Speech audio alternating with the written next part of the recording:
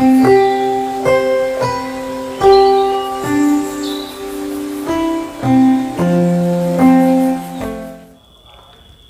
Cancer एक बहुत ही गंभीर बीमारी है।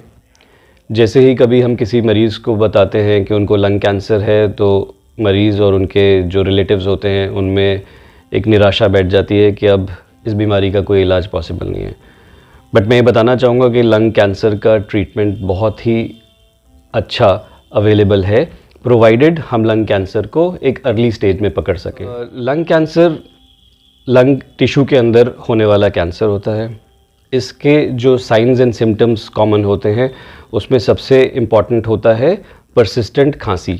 यानी अगर किसी भी मरीज़ को 2-3 हफ्ते से ज़्यादा लगातार खांसी बनी रहे, जो कि दवाइयाँ लेने के बाद भी सेटल नहीं हो रही, तो ये एक लक्षण हो सकता है लंग कैंसर का, और उसे डेफिनेटली अपने पास के चेस्ट फिजिशियन से जाके कंसल्ट करना चाहिए और अपनी जांच करानी चाहिए।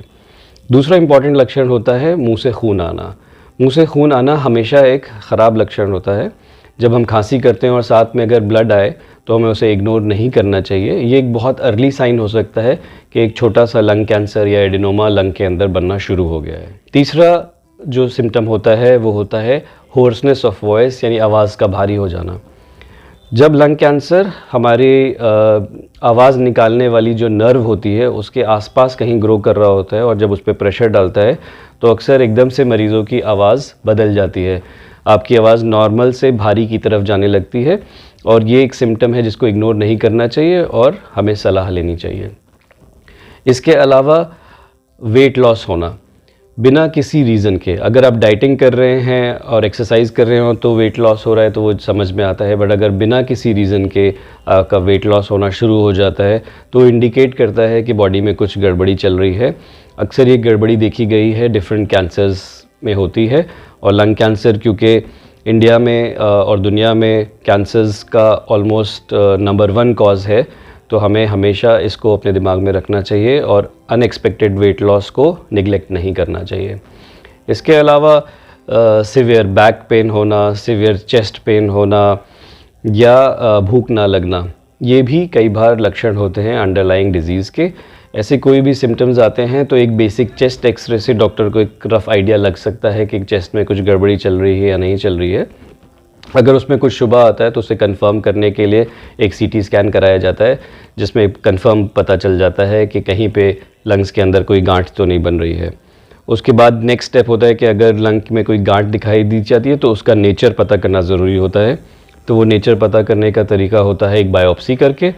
आमतौर पे अगर पेरिफ्री में लंग कैंसर है तो एक सीटी गाइडेड या अल्ट्रासाउंड गाइडेड बायोप्सी से पता चल सकता है। अगर सेंटर की तरफ लंग गांठ है तो एक ब्रोंकोस्कोपिक बायोप्सी से पता करा जा सकता है। और इसके बाद नेक्स्ट स्टेप होता है एक पेट स्कैन करना। पेट स्कैन एक रंगीन सीटी स्कैन होता है पूरी बॉडी का। इसमें हम ये देखते हैं कि लंग कैंसर या लंग ट्यूमर सिर्फ लंग्स के अंदर है या बॉडी में कहीं और फैल गया है, क्योंकि इससे हमें पता चलता है कि लंग कैंसर की स्टेज क्या है। स्टेज 1 में लंग कैंसर सिर्फ लंग के अंदर होता है। स्टेज 2 में लंग कैंसर लंग के बाहर जो लिम्फ नोड्स होते हैं, रीजनल लिम्फ नोड्स, उनमें जाता है। स्टेज 3 में दूसरे लंग में या एक लंग के अंदर मल्टीपल नोड्यूल्स या लंग के आसपास के स्ट्रक्चर्स में ट्यूमर घुसने लगता है। और स्टेज 4 का मतलब होता है कि कैंसर लंग से निकल के डिफरेंट बॉडी पार्ट्स में जा चुका है, जैसे कि बोन, लिवर, एड्रिनल्स या ब्रेन। स्टेज 1 और स्टेज 2 जो लंग कैंसर होता है उसका कंप्लीट इलाज सर्जरी के द्वारा किया जा सकता है। सर्जरी में लंग में जिस भी जगह पे कैंसर होता है उसको सर्जरी के ज़रिए निकाल सकते हैं।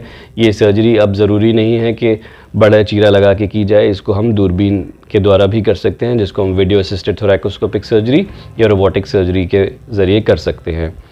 स्टेज 3 के बहुत ही अर्ली केसेस एक सबसेट ऑफ पेशेंट्स में सर्जरी की जा सकती है। Otherwise majority of patient stage 3 और स्टेज 4 के कीमोथेरेपी की तरफ ही जाते हैं।